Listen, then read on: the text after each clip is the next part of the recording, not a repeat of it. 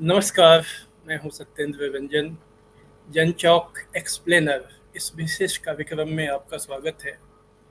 आज हम बात करेंगे देश की अर्थव्यवस्था की, जो बहुत तेज़ी से जिसकी स्थितियां बिगड़ रही हैं, जिसके तमाम संकेतक जो हैं, जो इंडिकेटर हैं, वो डाउनवर्ड जा रहे हैं, यानी वो नीचे की दिशा में जा रहे हैं।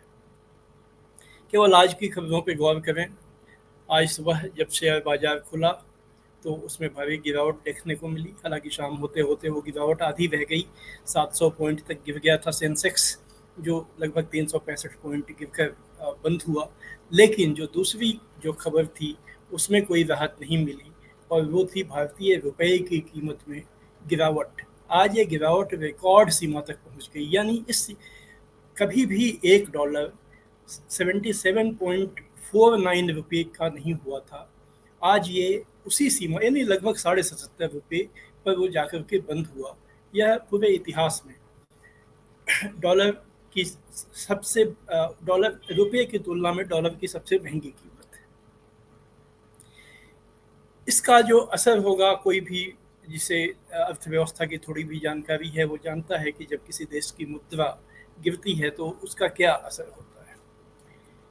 बल्कि ऐसा अनुमान लगाया गया था पिछले हफ्ते, जब भारतीय रिजर्व बैंक ने अचानक अचानक कहने का यह मतलब कि उनकी जो मौद्रिक नीति की घोषणा का शेड्यूल था वो अभी नहीं था।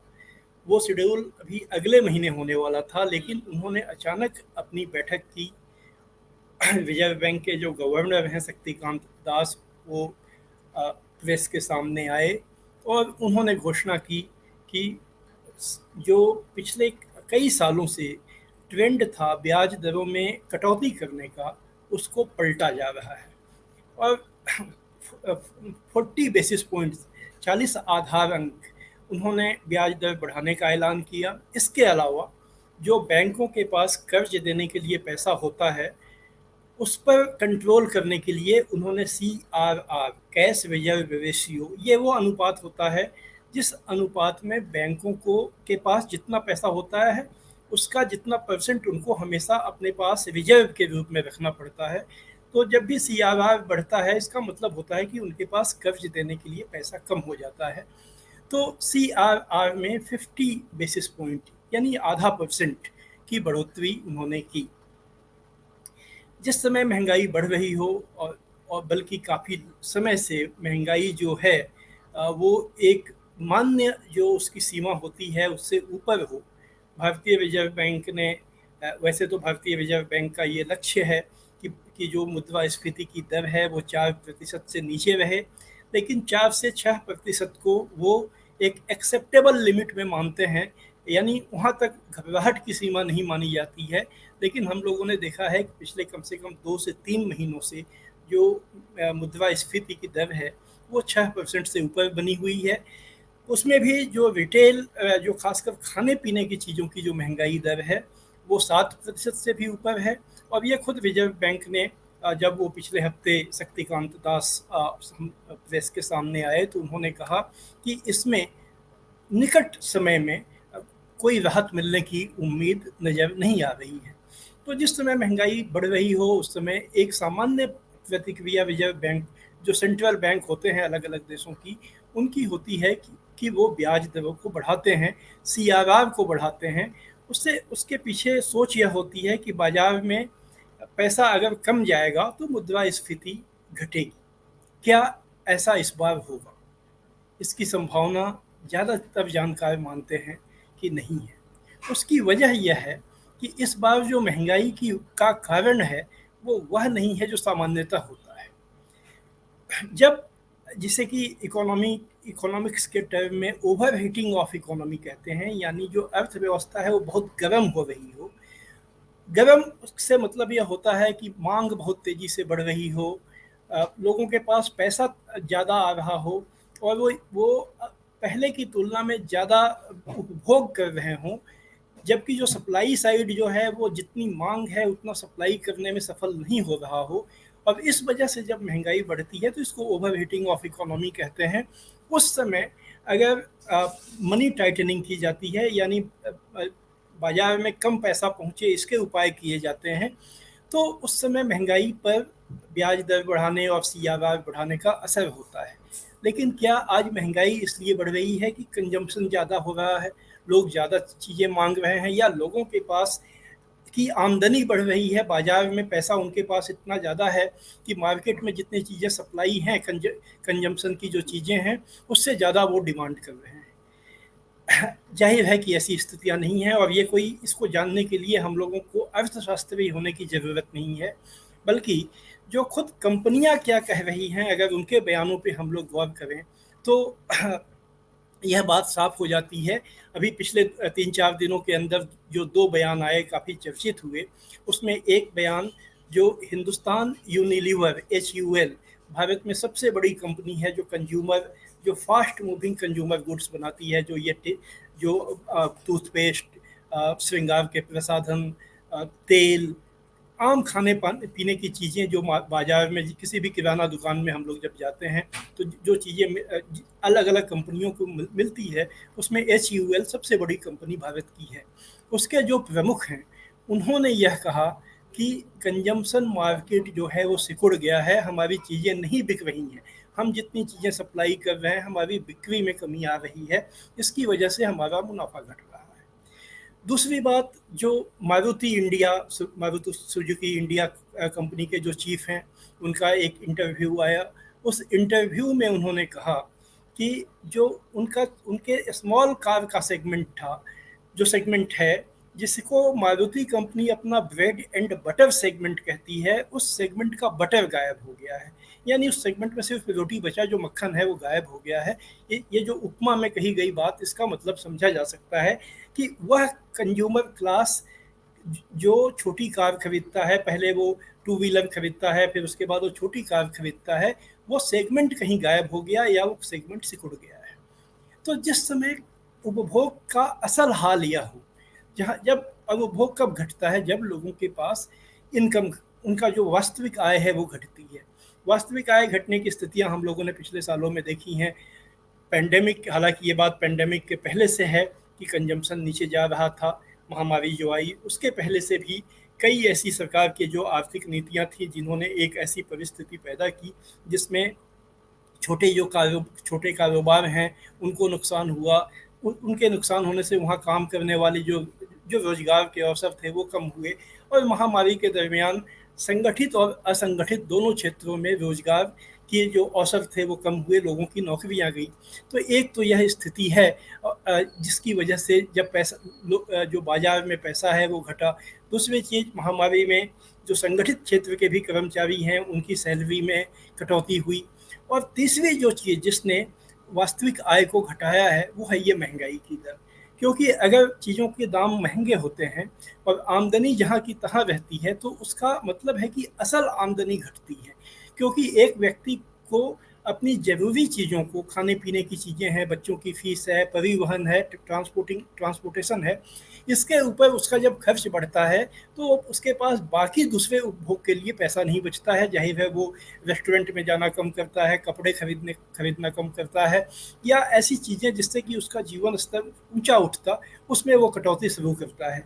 यह एक दुष्चक्र होता है कि अगर इनकम घटता है, रियल इनकम, वास्तविक आय घटती है तो उपभोग घटता है, उपभोग घटता है तो कंपनियों की जितनी कैपेसिटी से वो प्रोडक्शन कर रही हैं वो चीज़ें नहीं बिकती हैं तो वो नया इन्वेस्टमेंट नहीं करते हैं, और नतीजा पूरी अर्थव्यवस्था एक मंदी की तरफ बढ़ने लगती है। क्या आज भारत की स्थिति यह नहीं है? सच्ची बात यह है कि उपभोग और इन्वेस्टमेंट, रोजगार के अवसर, यह जो 4 चीज़ों का चक्र होता है यह बहुत ही धीमा हो चुका है। और जब यह चक्का धीमा हो जाए तो उसे ओवर हीटिंग ऑफ इकोनॉमी नहीं कहते हैं। तो इसलिए आज जो महंगाई है वो ओवर हीटिंग नहीं है, इसकी वजह सप्लाई साइड में है। क्योंकि जो चीज़ें जो प्रोड्यूसर जो चीज़ें खरीदता है या उपभोक्ता जो चीज़ें खरीदते हैं उसका जो सप्लाई, जैसे कि ये कमोडिटी है, पेट्रोलियम है, कोयला है, धातु हैं, इनके जिन चीज़ों को भारत को बाहर से मंगाना पड़ता है वो चीज़ें महंगी होती चली गई हैं।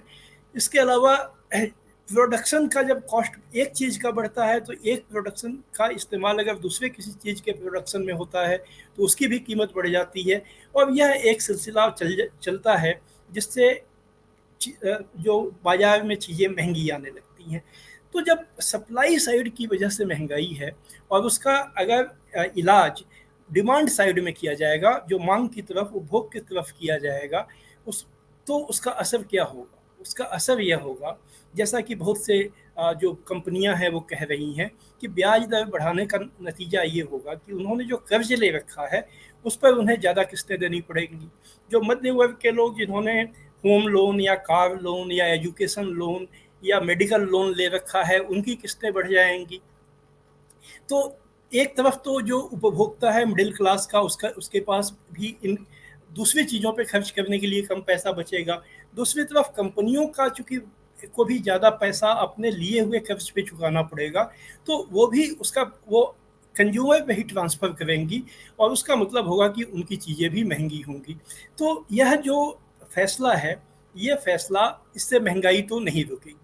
अब दूसरी बात थी कि चूंकि अमेरिका का फेडरल रिजर्व सेंट्रल बैंक ने इजी मनी की पॉलिसी छोड़ दी है और वह ब्याज दर बढ़ाने लगा है, तो भारत जो रिजर्व बैंक को ये आशंका रही होगी कि वहाँ पर जब ब्याज दर में बढ़ोतरी होगी तो जो भारत में निवेशक हैं वो यहाँ से पैसा निकाल कर ले जाएंगे, इससे यहाँ शेयर मार्केट भी गिरेगा और उसका असर रुपए की कीमत पर भी पड़ेगी और उसका देखने को मिलेगा।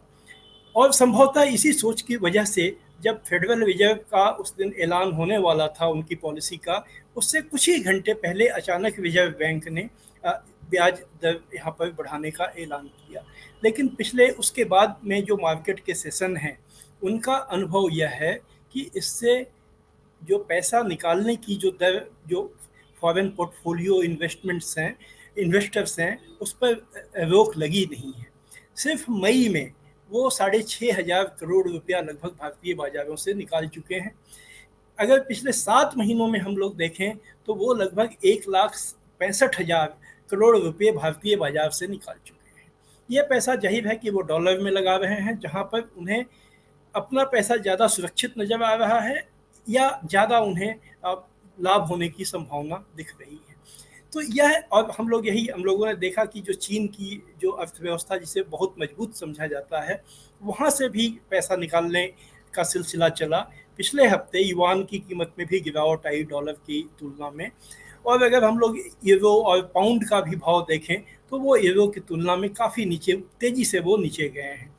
तो इस समय जो ग्लोबल ट्रेंड यह है कि जो डॉलर है, जैसा कि एक अर्थशास्त्री, बहुत बड़े अर्थशास्त्री हैं दुनिया के, माइकल हडसन, उन्होंने एक अपने लेख की हेडिंग दी कि डॉलर डिवॉर्स यूरो, यानी वो निगल गया। जैसे कि ये मगरमच्छ होता है, किसी चीज़ को निगल जाता है, वैसे ही वो जो डॉलर है वो यूरो को निगल गया। और वही बात येन के कॉन्टेक्स्ट में कही जा सकती है जो जापान की मुद्रा है, और जो पाउंड है उसके बारे में कही जा सकती है।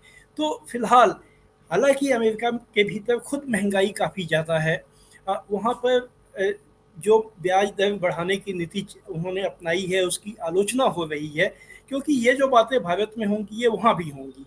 अमेरिका की तो अर्थव्यवस्था भारत से भी ज़्यादा कर्ज पर आधारित है। Education loan, medical loan, home loan, credit card पर लोन, वो तो वहाँ के फैमिली का जो सिस्टम है वो तो लोन पर सबसे ज़्यादा आधारित है।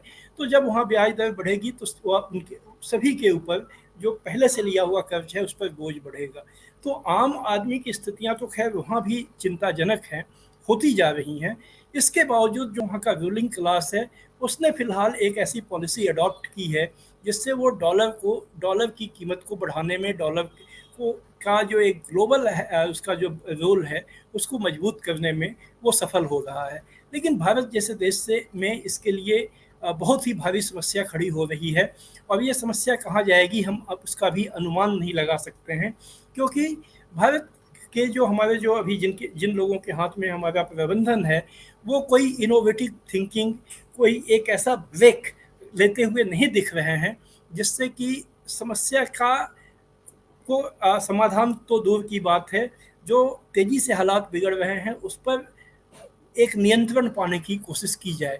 वो कुछ ट्रेडिशनल उपाय वो कर रहे हैं, लेकिन उससे बात संभलने की उम्मीद नहीं है, क्योंकि पिछले कम से वैसे तो ये बात नोटबंदी के बाद ही शुरू हो गई थी, लेकिन पिछले 2 साल में जो जो मॉनेटरी पॉलिसी, जो मौद्रिक नीति के ज़रिए उन्होंने भारतीय अर्थव्यवस्था को चमकाने की कोशिश की, शेयर बाज़ारों को, और जो कुछ गिने-चुने जो सेक्टर्स हैं जहाँ पर शेयर के शेयर मार्केट के लॉजिक से जहाँ पर कुछ फ़ायदा दिखाकर और एक इम्प्रेशन बनाने की कोशिश की गई कि भारतीय अर्थव्यवस्था बहुत अच्छा परफॉर्म कर रही है, अब उन सेक्टर्स के ऊपर मार आ पड़ी है।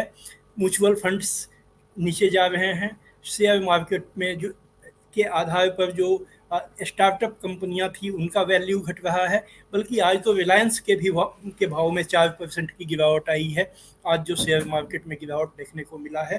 तो यह कुल मिलाकर एक बहुत ही ब्लीक पिक्चर, एक बहुत निराशाजनक परिस्थिति बनती हुई दिख रही है। भारत की वो अर्थव्यवस्था जो कि इस औपचारिक अर्थव्यवस्था का पार्ट नहीं है, हिस्सा नहीं है, उसकी तो हालत पहले से ही काफ़ी बदहाल है, लेकिन अब वो हिस्सा जो चमक रहा था या जो एक औपचारिक अर्थव्यवस्था को संभाले हुए था, बात अब वहाँ तक आ पहुँची है। लकड़बग्घा, जो कि सर्वेश्वर दयाल सक्सेना की मशहूर कविता है कि लकड़बग्घा अब घर के करीब आ गया है, तो वो लकड़बग्घा अब उनके घर के करीब भी पहुँच गया है। आज बस इतना ही। हम अगले अपने कार्यक्रम में फिर किसी एक विषय पर विस्तार से बात करने के लिए हाजिर होंगे। आज बस इतना ही। आपने अपना समय दिया, इसके लिए धन्यवाद। नमस्कार।